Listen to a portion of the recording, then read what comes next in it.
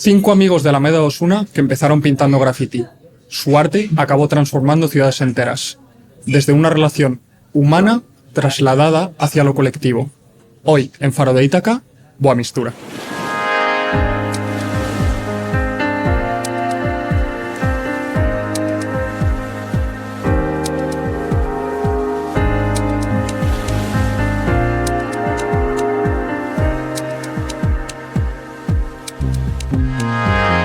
Bueno, Javi, Pablo, miembros de Boa Mistura, bienvenidos a Faro de Ítaca. Nos falta hoy Pablo Ferreiro, miembro activo del grupo, y nos falta Rubén y nos falta Juan, que fueron miembros de Boa Mistura desde el principio, pero que luego han ido tomando otras derivas y otros caminos.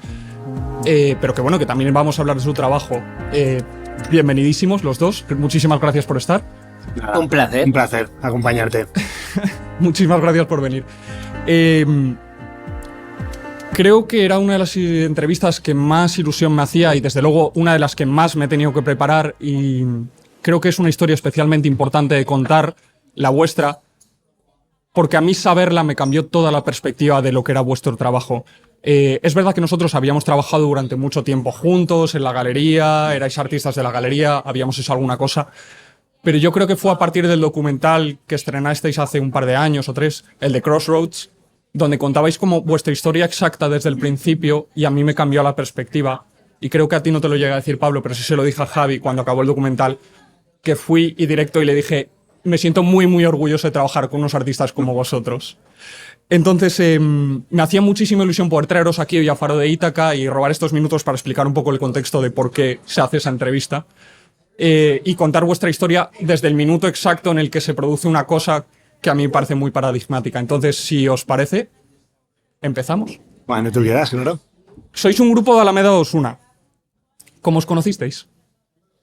Bueno, nosotros concretamente, el primer día de la escuela, del colegio, con 4 años, la maestra nos sentó al lado, al uno del otro. O sea, unidos por el destino ya desde el principio. Así por el apellido, más bien. Sí, más por el apellido, la P y la S iban juntas, y así como estamos ahora, pues desde ese momento.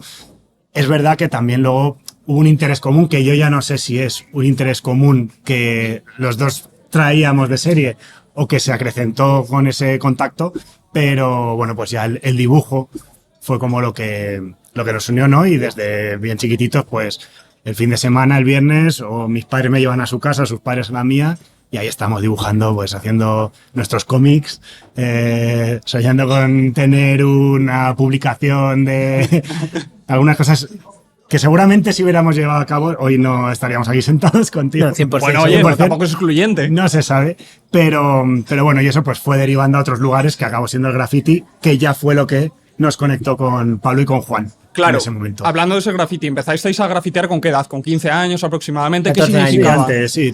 O sea, ¿qué hacíais allí? Bueno, nosotros, como dice Pablo, quedábamos a dibujar y esos cómics, esas ilustraciones, eso que hacíamos, empezaron a ser también letras.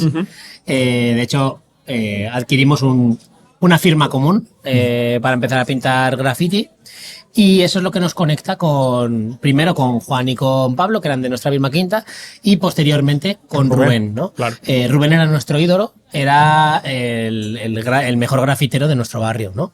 Era en quien nosotros nos fijábamos y el que nos inspiró a nosotros a pintar. A partir de ahí, pues por generación coincidimos con Juan y Pablo, empezamos a echar noches pintando, y luego el destino pues nos lleva a pintar con Rubén, porque Rubén, pues por ser de unas generaciones anteriores a la nuestra, pues ya se había quedado solo, ¿no? Digamos que sus compañeros se habían ido descolgando. de noche Sí. se habían descolgado, habían empezado a currar, y él pues seguía activo, Sí, ¿no? al final es verdad que el graffiti tiene como un momento vital en la adolescencia en el que por lo menos ocurría en nuestro barrio, ¿no? Todo el mundo pintaba. Pero luego empieza a ser una cosa que es muy exigente, muy demandante y implica muchas cosas, ¿no? Entonces eso hace que a medida que vas teniendo otras inquietudes, otras necesidades, otras obligaciones, acabas dejándolo, y al final somos los 4 locos que quedábamos en el barrio pintando, pues ya fue como lo que... ¿Hasta qué edad lo que nos- pintasteis graffiti?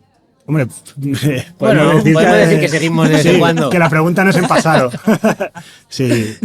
Es algo ahí que, Hombre, bueno... o sea, estuvimos bastante activos, pues como pues, los primeros 2000, Sí. ¿no? Ok, bastante. Bueno, incluso hasta... Sí, y luego, 2010, Yo recuerdo que... Sí, 2010, 2011, cuando 2012 cuando también. montamos el estudio... Que ya nos mudamos a Malasaña Sí. y ahí, bueno, con Duque exactamente, y ahí pues también salíamos a pintar por las noches, pero ya con otra visión. Es Hombre, verdad doy fe que yo vivo por ahí y he visto varios de... Sí, Me Es gusta verdad que grafitis, con otra visión, ¿no? Digamos que nosotros al principio empezamos cada uno con nuestro nombre, pues como todos los grafiteros, y poco a poco salir por las noches, colarnos en sitios abandonados para pintar y dedicarle más tiempo, todo eso empieza a forjar una amistad y un diálogo, una manera de relacionarnos entre los 5, en el que ya nos íbamos poniendo también reglas, ¿no? Faltábamos a la universidad y nos íbamos a colar a no sé dónde, pintábamos todo el día, pues solo a rojos, o solo a tal, o hoy no podemos poner ninguna letra, y todo eso al final, ¿no? Como que fue desarrollando la manera en la que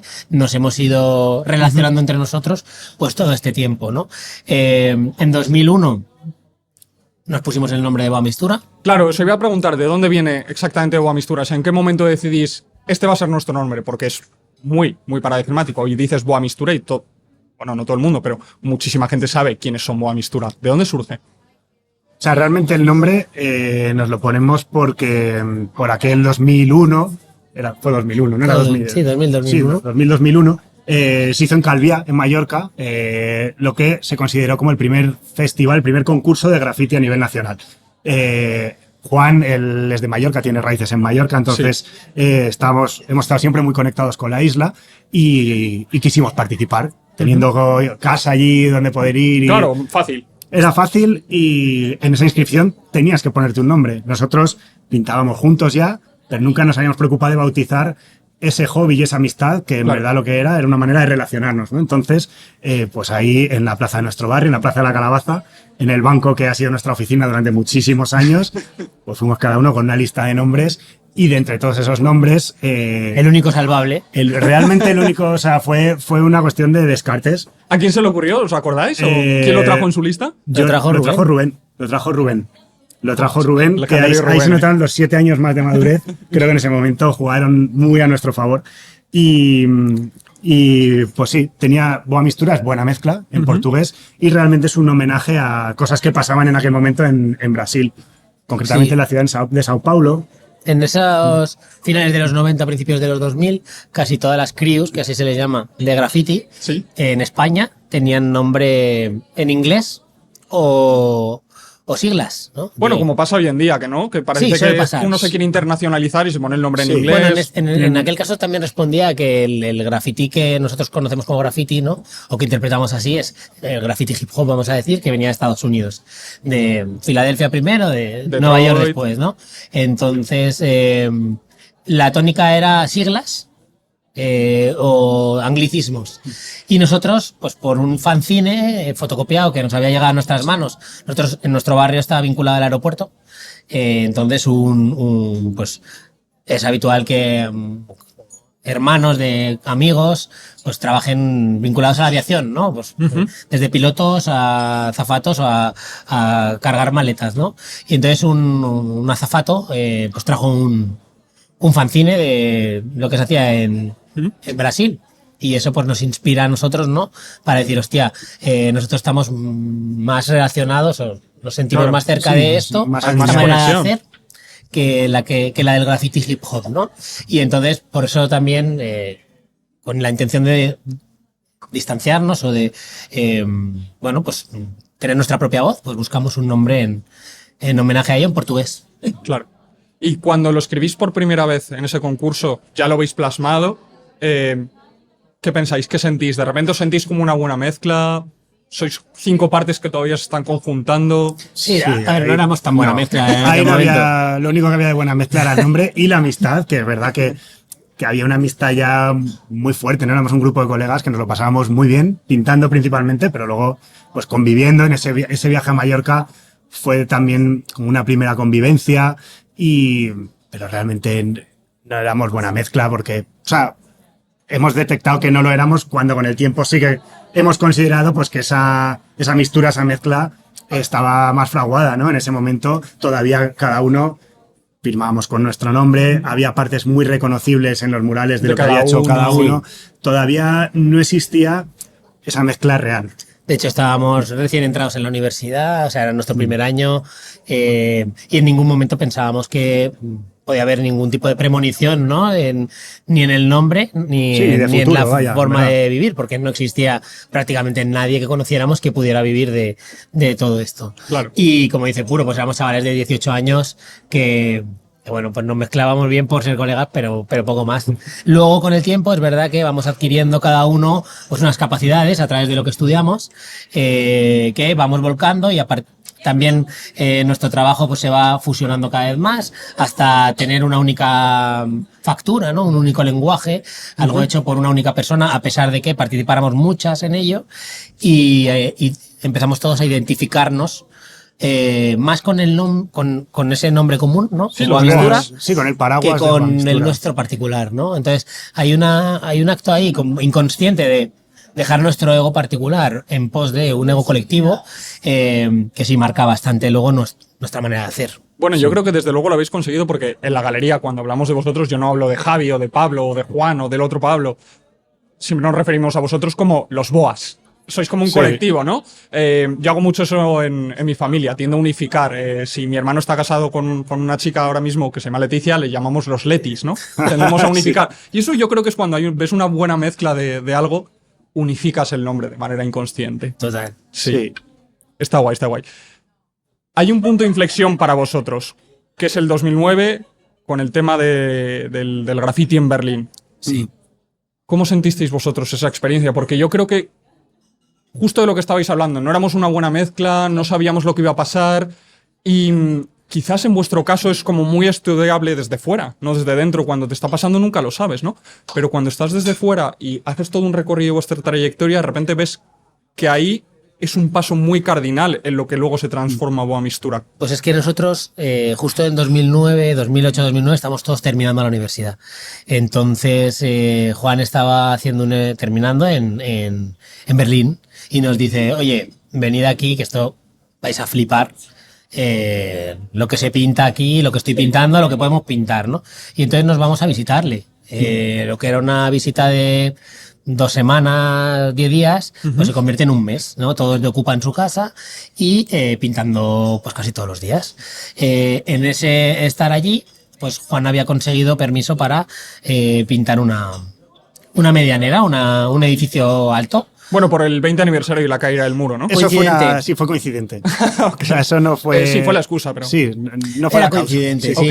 era porque justo era en noviembre del 2009, el 20 aniversario de la caída del muro, y esta pared estaba frente al muro, ¿no? Ok. Entonces, pues es verdad que ahí sí sentimos como cierto peso, ¿no?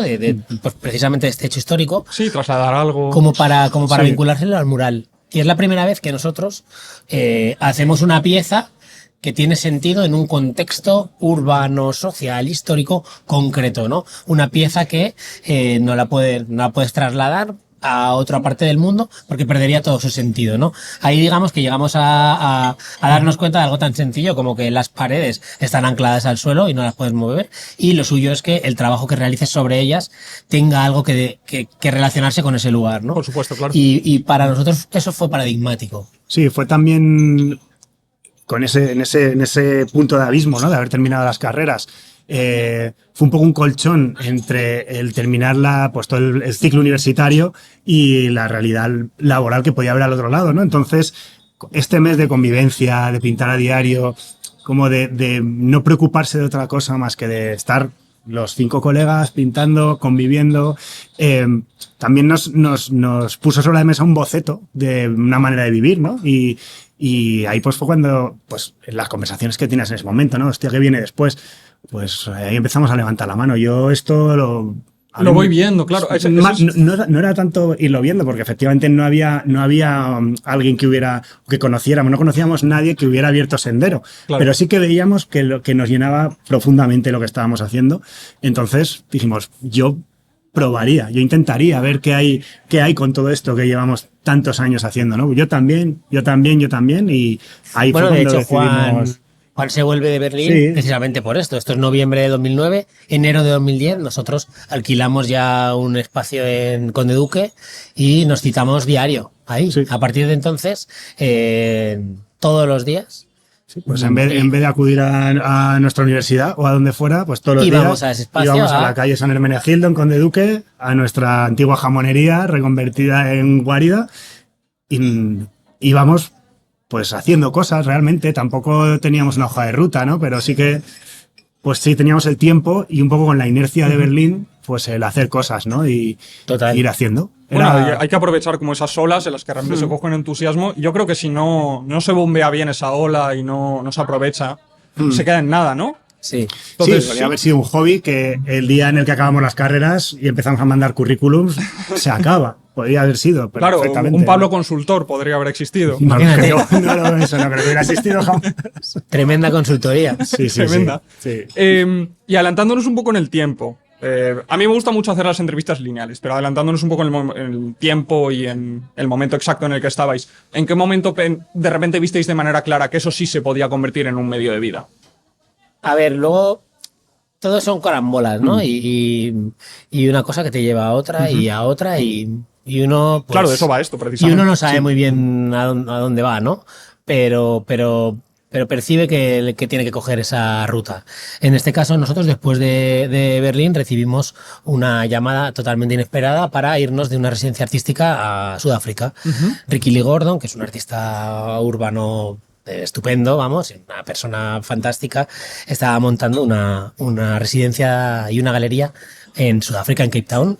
Entonces, él nos invita precisamente porque había visto el mural de Berlín, ¿no? Y así es como pasan estas cosas, que al final haces una pieza que, por lo que sea, resuena a alguien en otra parte del mundo y de pronto nos llama. Entonces nosotros nos vamos a Sudáfrica y nos vamos con la intención... Bueno, no sabíamos ni que era una residencia artística y nos vamos allí pues a producir, ¿no? A pintar en un territorio. Nos dice, mira, aquí tenéis hospedaje, tenéis pintura y tenéis paredes todas las que queráis y echar pues un mes o... Claro, pero eso luego no fue así, os encontrasteis con una realidad totalmente distinta. Hombre, paredes teníamos, paredes pintura había, también, sí. pero lo que no nos contó era el barrio al que íbamos, claro. Ok. Quizás, de haberlo sabido, no habríais ido. Hubiéramos ido igual. Hubiéramos ido igual. Bien. Hubiéramos ido igual. Estaba muy predestinado entonces. A ver... Yo creo que también ahí había una cosa de excitación. Era la primera vez que alguien nos llamaba de algún sitio. Hasta entonces nosotros estábamos acostumbrados, como en herencia del graffiti, a ir como con la vista puesta en lugares y el que te gusta irte a pintar, pero pocas veces nos habían llamado, pues igual en Berlín. Juan detectó esa pared, fue él. Nunca nadie, yo creo prácticamente nadie, y mucho menos de Ciudad del Cabo en Sudáfrica, nunca nadie había levantado un teléfono, había escrito un correo diciendo, oye, chicos, me interesa vuestro trabajo, veniros para acá. O sea, ante esa llamada, creo que hubiéramos ido, aunque nos hubiera dicho que, yo qué sé, que estaba lleno en zona de guerra. Sí, de animales salvajes y bestias mitológicas. Hubiéramos ido de cualquiera de las maneras porque era la primera vez. Claro. De hecho, obviamente no había ningún tipo de financiación. Eso fue cada uno poniendo sobre la mesa lo que teníamos ahorrado, apostando, Claro, que es algo que nos ha dado el graffiti también. Eso siempre ha sido así, claro, porque tú para pintar, o por la noche, cuando íbamos por la noche, o para pintar tu mural, pues tú eso lo sacabas de tu bolsillo, claro. Bueno, el tiempo, sprays, los tiempo, recursos sí. y el riesgo, porque al final luego muchas veces eso desembocaba en una multa o en un juicio, en lo que sea, ¿no? Entonces, esa forma de hacer, nosotros la tenemos de toda la vida porque es la que conocemos, ¿no? La de hacer lo que queramos hacer. Y sí, pues fue una experiencia muy fuerte porque entramos en un contexto pues muy periférico, con muchas carencias, con mucha violencia muy explícita, y todo esto pues nos hace reinventarnos de alguna manera. También somos muy conscientes ahí de que cualquier cosa que lleváramos a priori desde Madrid en la cabeza, alguna obra que queríamos hacer, pues de pronto perdía el sentido, ¿no? En ese nuevo contexto, y empezamos a charlar con los vecinos. Los vecinos nos empiezan a dar permiso para pintar sus paredes y a contar historias, y nosotros las intentamos traducir en murales. Claro, porque fue Ricky el que os dijo que os teníais que ganar a la gente para poder llegar a pintar ahí, porque si no, os lo iban a vandalizar o no. No, el segundo día íbamos con la compra y nos dieron un toque. Le dijeron a Ricky, oye, estas personas que has traído no sabemos de dónde vienen, pero no nos gustan. Claro, no pueden pasear libremente. Realmente fue un acto de supervivencia, ¿no? Porque si nosotros esa inversión que habíamos hecho para estar un mes pintando, si no podíamos ni siquiera pisar la calle a salvo, decíamos, ¿cómo vamos a pintar? Si ni siquiera nosotros dando un paseo yendo a por la compra estamos seguros de lo que pueda pasar aquí, ¿no? Entonces, la única manera era integrándote en el barrio y tratando de que el mayor número de vecinos entendiera que tu única voluntad era pintar. Algo inofensivo totalmente, ¿no? Y era una manera de poder acabar de poder hacer lo que habíamos ido a hacer, que era pintar. Y es paradigmático como eso se convierte en vuestro método de trabajo en el futuro. O sea, una casualidad tan estúpida como esa, de decir en plan de, oye, nos están pegando toques por aquí, no sabemos quiénes sois, tal, se convierte en vuestro modus operandi. O sea, Bueno, y no solo eso. En Sudáfrica, cuando ya no estábamos para volver, nos surge la oportunidad de pintar unos contenedores. Esos contenedores son un club ciclista que ha montado un chico que se llama Amos, que era cartero, porque podía, su oficio de cartero le permitía ir en bicicleta, que era lo que más le gustaba hacer del mundo. Entonces, su idea de integrarse en la comunidad y de aportarle algo es montar este club de ciclismo para que los niños tengan un lugar a donde acudir, ¿no? Okay. Nos lo cuenta, flipamos y nos pide que le pongamos el nombre, ¿no? Que ha visto que pintamos murales y que por qué no ponemos el nombre que le falta, ¿no? Porque era el contenedor en crudo. Sí. Nosotros le decimos que no podemos porque cuando vemos la dimensión de la pieza decimos...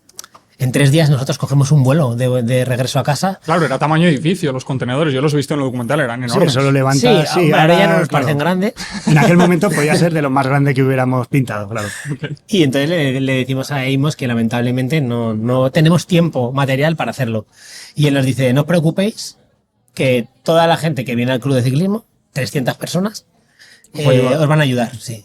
Y es la primera vez que hacemos un proceso colaborativo, sin nosotros ni provocarlo ni quererlo. Era un tema también pues funcional, ¿no? Por así decirlo. Era la única manera de poder acabar el mural a tiempo y poder hacer este favor, ¿no? a Amos y a ese club.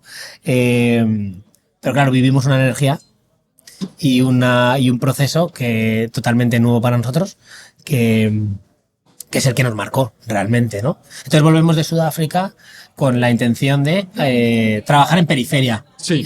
Porque nos damos cuenta de que es el lugar en el que más sentido tiene, ¿no? En el que un mural aporta un cambio mayor, en el que hay muchos relatos de los territorios que se pueden contar. Y donde la propia presencia de la calle marca mucho el día a día, ¿no? Al final son lugares en los que todo ocurre en la calle. Y nuestro trabajo es donde realmente sentíamos o nos hicieron sentir que podía tener mayor impacto, ¿no? Principalmente en los niños. Claro, yo creo que de ahí os lleváis como 3 cosas que luego yo en vuestro trabajo propio he visto que son muy paradigmáticas. Uno es efectivamente la colaboración con el barrio, que surge a raíz de esta anécdota de que vais con la compra por la calle y tenéis que aseguraros de que podéis hacerlo y demás, que creo que se ha convertido absolutamente en parte de vuestro trabajo. Sí. Segundo, la colaboración activa de las personas, no solo la cesión de los espacios, sino la colaboración activa de las personas con vuestro proyecto, que se impliquen y se sientan orgullosos y lo hagan parte de ellos. Y luego, lo que os dijo la persona allí, no la de los contenedores, sino la del que os dejó la pared en Sudáfrica para pintar, ¿no? Que os dijo que eso de pequeñas acciones generan grandes cambios. Total. Que al final es algo que vosotros estáis intentando provocar todo el rato. Me pregunto cómo lo escuchasteis, retrotrayéndome un pelín en el tiempo, cómo lo escuchasteis cuando os lo dijo él. O sea, ¿fue algo que os resonó mucho? ¿Le visteis todo el sentido? Dijisteis, bueno, misticismo, pero ok, déjame pintar. ¿Cómo lo visteis? Hombre, yo creo que en ese momento nos hizo un clic. Efectivamente, pues nosotros veníamos de poner nuestro nombre. Por todos lados, poner nuestro nombre con letras grandes, con letras plata. De pronto ahí te desmonta todo lo que entendías hasta entonces con trabajar en la calle, con el graffiti, ¿no? Y pues nos impuso un poco esa responsabilidad, ¿no? Es decir, estás trabajando en un espacio común, en un espacio abierto a todo el mundo. Realmente cualquier cosa que hagas puede generar un impacto. Yo hoy, viéndolo con perspectiva, creo que en ese momento también, pues energéticamente lo vives como entendiendo el cambio como algo muy grande. Yo creo que a día de hoy, y siendo honestos con nuestro trabajo, con lo que es la pintura, ¿no? Que al final es una capa superficial que das en algo, creo que hemos ido entendiendo que ese cambio no necesariamente tiene que tener una magnitud gigante, porque no lo puede tener. La pintura no tiene esa capacidad transformadora de modificar un barrio de una forma tan brutal como otro tipo de acciones. Ni la vida de las Ni personas la vida de de las una forma personas. directa. O sea, creemos que el cambio ya reside casi más en el día a día, en el tú a tú, en el individuo a individuo, cómo esos días de pintar, esos días de convivencia pueden generar algo entre nosotros y las personas con las que convivimos, pueden dejar una pequeña chispa, una pequeña semilla en alguien o nada, y simplemente son unos días estupendos en los que unos tipos de Madrid, de Barajas, conviven con unos tipos de un barrio periférico de Ciudad del Cabo o de Brasil o de Kenia o de donde sea. Entonces lo que sí que creo que hemos dimensionado el tamaño de ese cambio del que nos hablaba este vecino a una cosa un poco más que a nosotros nos quita presión y que creemos que nuestro trabajo no tiene tampoco que tener esa presión, ¿no? De generar, decir, cuidado que lo que hagas puede generar un cambio bestial. No, puede generar un cambio efectivamente. No, pero todo empieza claro, por algo pequeño. Sí, eso es. Efectivamente, yo creo que siempre son que se plantan semillas y esto se puede aplicar tanto desde la pintura como desde la escritura, como desde la pasión en tu trabajo, como desde el cariño y el amor que tienes también a la gente que tienes cerca. Son pequeñas semillas que tú vas plantando y pueden ser tan tontas como escuchar a una persona cuando tiene un mal día, pintar un mural, y al final tú nunca puedes prever la reacción o el efecto mariposa que eso va a tener en la gente, ¿no? Vosotros nunca pudisteis prever lo que iba a suceder con lo que vosotros estabais haciendo. Y creo que esta persona que os dijo, la de pequeñas acciones provocan grandes cambios, era una persona que tenía esas cosas muy implementadas en su propio espíritu, para con su propia familia seguramente, para con su propio barrio, la comunidad, la convivencia, todo eso. Y sobre todo también me interesa ver la colectividad que alcanza luego vuestro trabajo, porque es verdad que allí en los contenedores es la primera vez que hacéis un trabajo en colectivo y creo que ahí sí que es donde yo diría, no sé si vosotros estaréis de acuerdo, donde Boamistura de repente alcanza todo el sentido que tiene, porque ya no va sobre ninguno de vosotros, sino va sobre un montón de gente que os permite hacer un trabajo que vosotros no habríais conseguido hacer nunca. Ahí, Así 100%. Así Sí. es. Digamos que compartir ese momento, ¿no? Con tantas otras personas nos da, por un lado, pues eso, la capacidad de hacer pues piezas muchísimo más grandes, ¿no? Piezas nunca imaginadas, pero por otro lado, pues nos da también esa relación tan importante, ¿no? Que tiene el trabajo en la calle, que es ese contacto directo con la gente, ¿no? Y entender que hay una responsabilidad por lo que hacemos, dónde lo hacemos, ¿no? Y con quién lo hacemos. A partir de ahí, pues nos damos cuenta de que incorporando a los vecinos, a los habitantes, ¿no? A ser coautores de esa obra, Claro. también modifica la relación que ellos tienen con su propio entorno. Y eso es bestial porque le da un sentido a tu trabajo que quizás a ese momento no habíamos entendido, ¿no? De repente ver cómo esos críos de Calle Licha empiezan a sentir suyo el centro club, el ciclismo, mural. ¿no? Porque habían participado de forma activa en esa creación del mural, pues fue muy fuerte para nosotros y es un poco, ¿no? el hilo conductor que nos ha ido acompañando pues, en nuestro trabajo. ¿Os disteis cuenta en ese momento de que vuestro trabajo acababa de adquirir una dimensión que vosotros nunca habéis previsto? En el arte contemporáneo es muy normal el trato del arte desde, puede ser el ego, el concepto, la originalidad, y sin embargo la base fundamental de todo vuestro trabajo tenía mucho más que ver con la comunidad, con lo humano, con lo que luego habéis hecho con nosotros, incluso Ubuntu, Yo soy porque somos. ¿Es algo de lo que os disteis cuenta de manera activa? Que llegasteis a hablar quizás en el avión de vuelta y decir, oye tío, yo creo que aquí ha pasado algo y tal. Sí. Sí, fuimos totalmente conscientes de que algo había ocurrido. De hecho, formulamos un proyecto a partir de entonces, Crossroads se llama, vamos, o así lo llamamos nosotros internamente y por eso el documental, ¿no? Que hace un homenaje a un poema de un vecino del barrio de Woodstock, ¿no? De Cape Town, donde estuvimos. Y ese proyecto pues se centraba en proyectos colaborativos en periferias, ¿no? Porque verdaderamente entendíamos que era el lugar apropiado para trabajar. Y entonces de ahí, pues, la siguiente experiencia fue irnos a San Paulo a vivir a favela pues, fortuitamente con la familia de Dimas. Luego estuvimos en el barrio del Chorrillo en Panamá, en las Américas en Querétaro. en México, en qué sé yo, en tantos otros lugares, ¿no? claro. Porque el foco ya teníamos claro dónde tenía sentido hacer nuestro trabajo. Y hablando de eso, llegáis a Brasil, os encontráis con unas dimensiones diferentes a lo que habéis estado haciendo hasta ese momento y desde vuestra última experiencia en Sudáfrica. ¿Qué es lo que os encontráis allí? O sea, realmente en Brasil lo que nos encontramos era incertidumbre, porque a nosotros nos surge la raíz, una vez más, como con estas carambolas, ¿no?, cósmicas. Alguien había sabido de lo que estuvimos haciendo en Sudáfrica. Tuvimos la suerte que vino un chico a grabar con nosotros, Luis Sánchez Alba. Él estuvo documentando lo que pasaba en Sudáfrica sin ningún tipo de... Pues igual que nosotros, ¿no? Sin saber lo que estaba pasando, pero bueno, él había acabado sus estudios de cine en Los Ángeles, estaba interesado en el graffiti, coincidió con nosotros en un tema, en un evento en Sevilla, le contamos de esto y él se vino con nosotros. El material audiovisual que salió en ese momento llegó a manos de la Embajada Española en São Paulo, en Brasil, y ellos nos invitan a hacer un proyecto. Ah, pensaba que habéis ido por vuestra cuenta, o sea, fuisteis invitados otra vez. Fuimos invitados, a ver, Sí. fuimos invitados... ¿O no? No, invitados es la palabra porque realmente tampoco había financiación. Ok, Fue una invitación a trabajar. a hacer un proyecto en el país. Nosotros en Sí, ese... algo tan genérico Sí, y tan ambiguo, ¿no? Y tan amplio como Y que el país haced de... algo. sí, y como Brasil. sí, y que tenía que ver con una llamada en noviembre. Tenemos que cerrar agenda de proyectos este año en un mes y medio. ¿Podréis hacer algo? Sí. Presentarnos Totalmente una propuesta. convencidos. Sí, sí, pero no sabíamos ni qué, ni dónde, ni cómo. Lo que hacemos nosotros es sacar unos billetes para volar el 1 de enero a Brasil y volver el 1 de febrero. Un mes. Y lo que pasara en medio no sabíamos. Presentamos un texto bastante ambiguo, de Sí. un DIN A4, Sí. en el que pues, no terminábamos de decir nada, pero enunciábamos que algo podía pasar.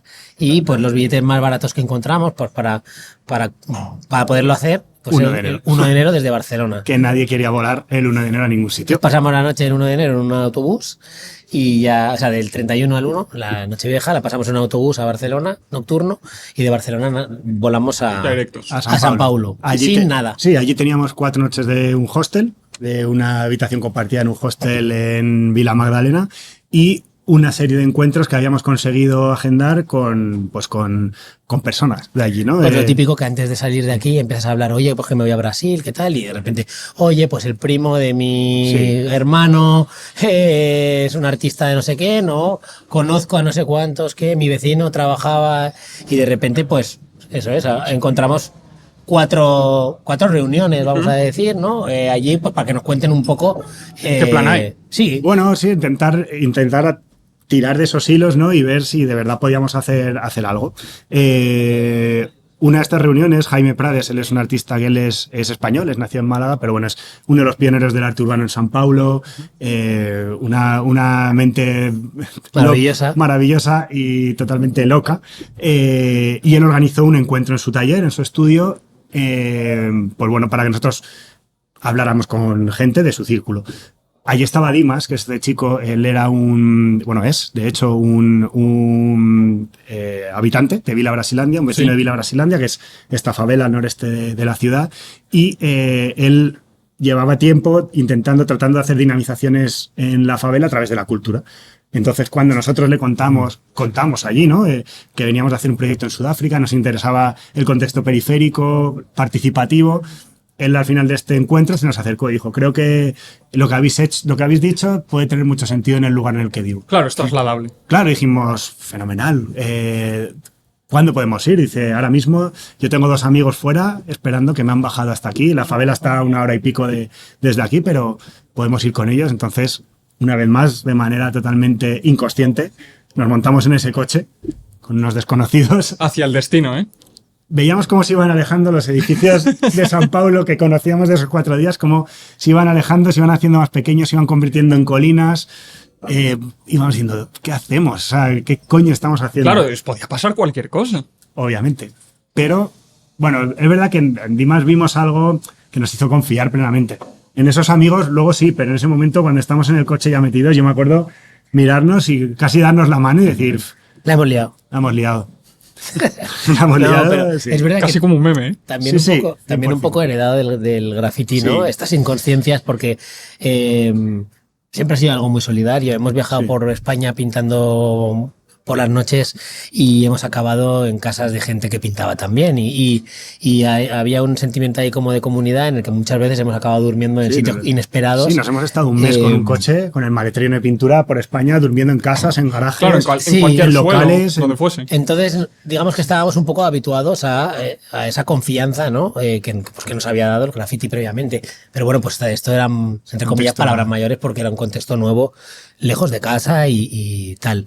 Pero bueno, pues llegamos allí y... Claro, que y os vemos- encontráis. Pues nos encontramos un lugar en el que tiene muchísimo sentido hacer un proyecto. Sí. Eh, Le decimos a Dimas que que nos encanta el sitio, que desde luego nos están surgiendo muchas ideas, pero que no tiene sentido ir al centro de la ciudad todos los días, invertir hora y media de ida y hora y media de vuelta, ¿no? Y que tampoco tenemos alojamiento. Y él dice, quedaros en mi casa. Estamos construyendo una planta en la parte de arriba de la casa. Las favelas son tejidos de autoconstrucción, ¿no? Sí, Tejidos se construyen urbanos. cada Ellos se van uno de su construyendo padre y su según madre. las necesidades de la familia Sí. y ellos pues estaban ampliando la casa. Y entonces había unas 4 paredes, Sí, medio unos techo. agujeros con las ventanas, porque todavía no estaban ni las ventanas puestas. ¿Llovía? Sí, Sí, yo vi así. sí, yo vi así. Un suelo de hormigón, que todavía no estaba el forjado de hormigón, no había pavimento. Baldosa ni nada. Y dice, si estáis bien aquí, pues podemos tirar unos colchones. Y tiramos ahí unos colchones y nos quedamos unas cuantas semanas. Ostras. Y bueno, os iba a preguntar, y en realidad se me desmontó un poco la pregunta, porque os iba a preguntar, desde lo que planificasteis para este proyecto, que luego se terminó llamando Nada, Luz no Nas Bielas, planificamos claro, nada. no había había nada ningún- planificado, Nada. ¿qué acabó siendo? Pues bueno, acaba siendo unos paseos con Dimas por el barrio, viendo dónde, buscando en realidad un soporte grande, una pared grande, Ujú. franca, un rectángulo. Buscabais inicialmente una Claro. pared. Sí. Claro, porque eso Claro. es lo que nosotros Nosotros estábamos acostumbrados pintábamos a pintar. murales, claro. Pero no la encontramos por ningún lado, porque pues justo la favela son Claro, es todo muy calles, tortuoso. calles laberínticas, eso es, escaleras que suben, que bajan, que giran, el espacio público es lo que queda entre una construcción y otra, sin ningún tipo de planificación. Y ahí, pues al tercer o cuarto día, decimos, oye, igual podemos trabajar con la anamorfosis, que era algo con lo que habíamos empezado a investigar. Habíamos hecho una Tímidamente, instalación pero tiene sentido porque nos sirve para aplanar el espacio, ¿no? Es la única manera de encontrar ese lienzo grande. Claro. Y entonces empezamos a bocetar y a tirar unas propuestas, se las compartimos a Dimas, con Dimas vamos a una primera calle en la que reunía las condiciones Sí. para hacer una anamorfosis y los vecinos todos nos reciben con los brazos abiertos y que pintemos lo que queramos, ¿no? Y a partir de ahí nos lanzamos a hacer la primera, Belesa. Sí. De ahí vienen los de la arriba, Amor.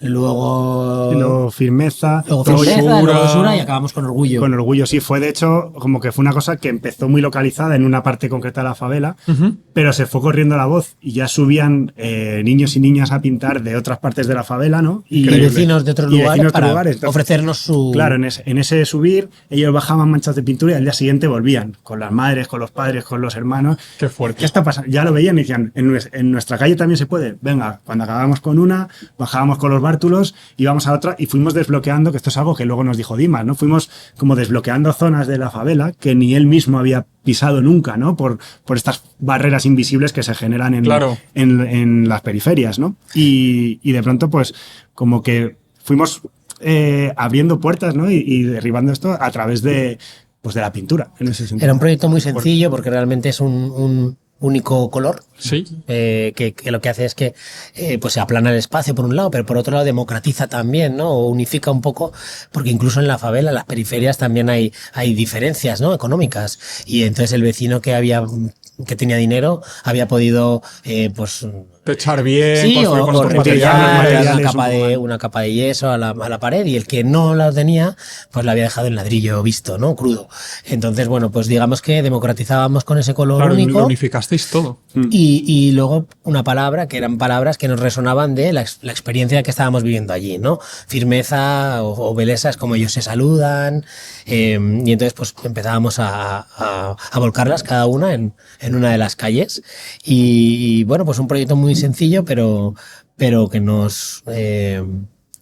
pues nos marcó para siempre. Normal, normal. La verdad es que me encantaría seguir hablando de todos y cada uno de los 100.000 proyectos. Yo en la galería tengo un dossier larguísimo con todos vuestros proyectos, creo que tiene 150 páginas, y eso que yo solo incluyo como 2 o 3 imágenes por proyecto, o sea que os podéis figurar la cantidad de trabajo que habéis hecho.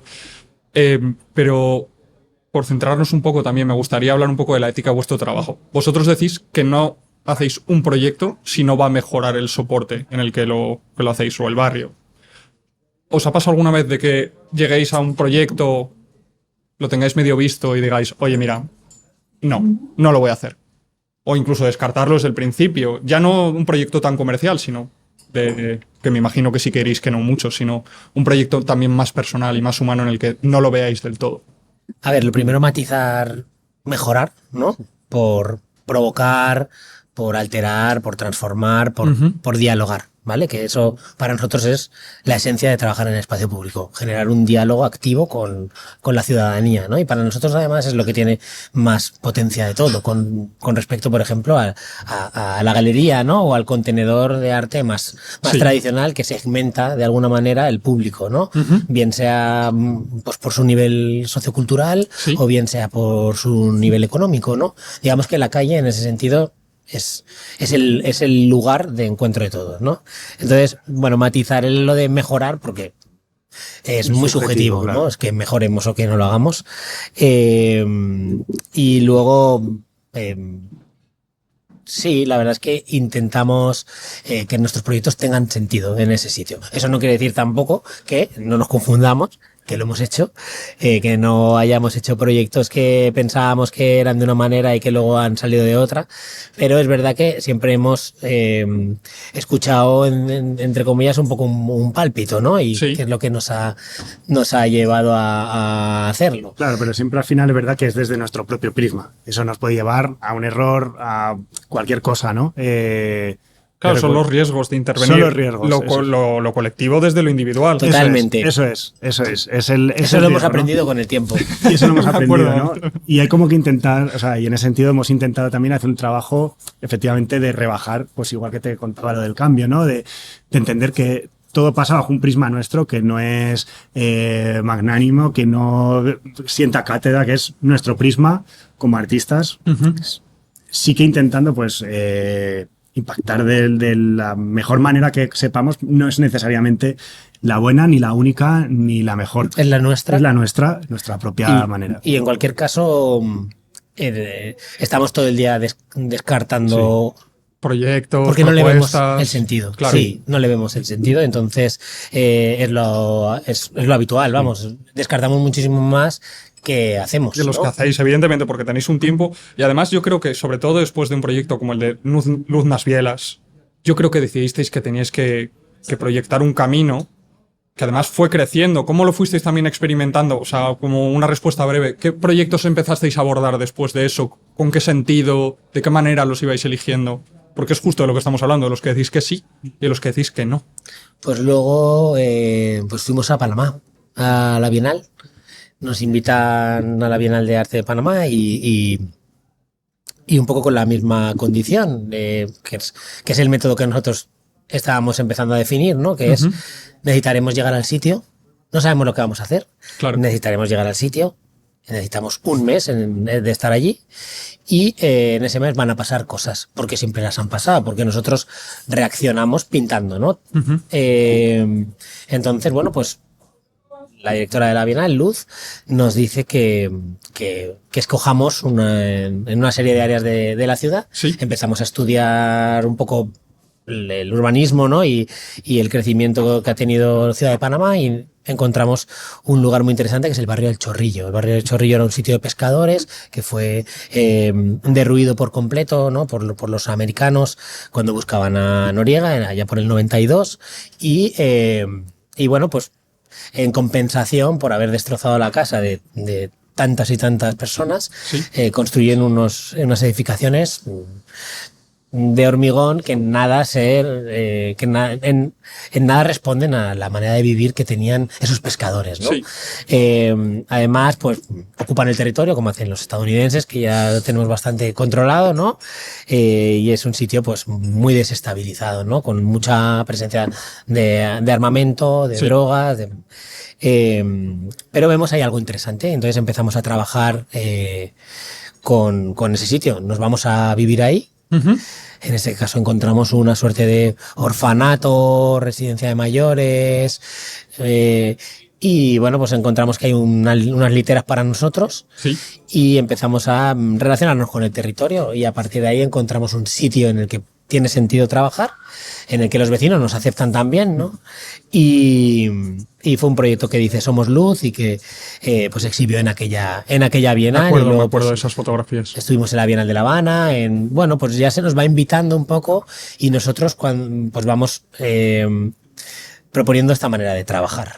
Claro. Brasil al final lo que hace es constatar lo que en Sudáfrica intuimos que podía tener un interés. Brasil realmente como que nos reafirma y ya buscamos un poco esa metodología de una forma más intencionada. Claro. Y bueno, pues obviamente siempre en este equilibrio, ¿no?, que tiene el arte de proyectos que muchas veces te llenan el alma, pero andan más cortos de recursos económicos, pues intentarlos compaginar con otro tipo de maneras de subsistir, que bueno, pues es algo que es una constante que hemos tenido durante toda la vida, ¿no? Al final ¿La seguís manteniendo? buscar ese equilibrio. O sea, ¿qué tipo de proyectos seguís impulsando ahora? Y esto, en realidad, lo estoy haciendo de cara al público porque yo lo sé perfectamente porque trabajo con vosotros y sé muy bien cómo funcionáis, pero ¿qué tipo de proyectos seguís impulsando ahora? Pues intentamos que sigan siendo proyectos que tienen sentido. Eso es. Y intentamos que sean proyectos en los que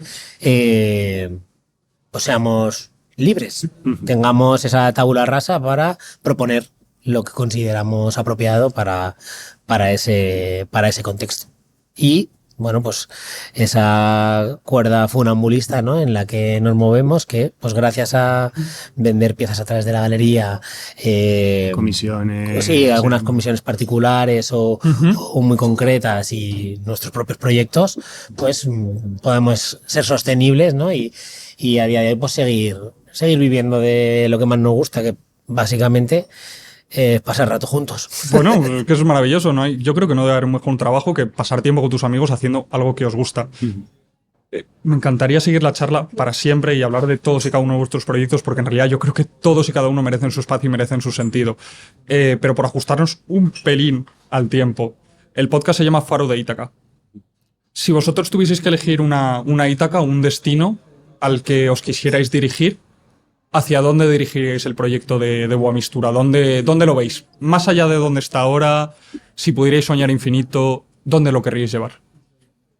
Hombre, yo creo que la libertad artística y creativa es como la mayor aspiración siempre, ¿no? El poder ser como un poco una máquina que crea y genera y se sostiene sola, ¿no? Y bueno, entendiendo que siempre, pues al final necesitas de una red, ¿no?, y de unos apoyos, pero creo que crear desde la libertad, crear desde la víscera, es un sueño al que yo creo que hemos aspirado y por el que hemos apostado, pues casi que desde Berlín, ¿no? Desde que sentimos pues esa libertad del día a día, de hacer lo que sentimos, de hacerlo con quien queremos, y creo que a día de hoy pues el poder seguir viviendo, creando de una forma autónoma y libre, para mí, vamos, me iría a la cama muy feliz. Qué bonito es que alguien me diga que su destino es mantener su presente. O sea, creo que eso no... Porque tú cuando le preguntas a la gente siempre te hablan de sueños a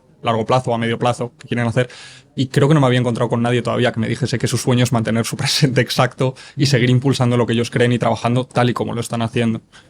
A ver, es el combustible, ¿no?, que nos mueve diariamente, con lo cual es una gran motivación para ir todos los días al taller, al estudio, investigar y bueno, yo creo que tenemos que ser muy conscientes y agradecidos de lo privilegiados que somos, ¿no? De poder vivir de esta manera. Desde luego.